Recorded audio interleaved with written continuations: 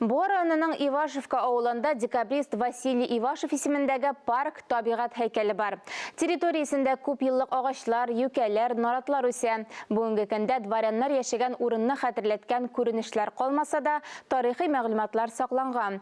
Ивашевлар утары турында тулырак Буадан Алсу Сәмигуллин язмасы. 4 гектар жері менен. Ивашевлар утары урынында бүгінгі көндә 100 еллык юкәләрдән башка берни дә юк. Заманында дворян гаиләсе яшәгән җирдә төзелеш калдыклары да калмаган. Шушы авылда туып үскән өлкәннәр генә бу урынны азмы-күпме хәтерли. В детстве Болашакта анда байлар йорты булуын белә идек. Тик аның инде нигезенә калган иде. Шуннан кирпечләр алганыбызны хәтерлим. Ивашевка авылы 1670 елда барлыкка килгән. Тарихта бу хакта берничә төрдә язылган. Фаразларның берсе буенча бу җирләрне атаклы хәрби Ивашевка тугры хезмәте өчен Екатерина патшабикә биргән. Петр Ивашев был генералом, пехотным, еще в армии Кутузова где-то там был. Петр Ивашев генерал булган. Кутузов белән сугышларда да дан яулаган. Казанышлары өчен аның гаиләсенә бу җирләрне бүләк итеп бирәләр.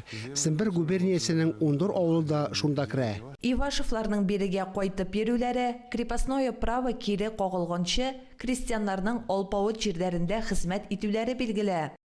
Аның зур имейсе булган, 2 этажлы зур йортлары булган. Бу күрше тирәдә бөтен кырлар, шул алпавытның җирләре булган. Рәсми мәгълүматлар буенча 4 гектар территория Петр Ивашевның улы декабрист Василий Ивашев исемендәге парк табигать һәйкәле булып санала. Бу җиргә тезергә ярамый, потому что особо охраняемый памятник природы дип атала бу җир. Заповедник, Зия буйлары дигән заповедник тоже моны контролировать итеп тора. Реестрда утыра ул, Министерство экологияның реестрында. Район үзәгеннән 7-8 километр ераклыкта урнашкан Ивашевка авылында хәзер нигездә дача йортлары гына. Табигате һәм тарихи урыннары белән киләчәктә ул туристларны да җәлеп итәр дигән өмет бар. Алсу Сәмигуллина, Илнур Кадыров, Татарстан яңалыклары.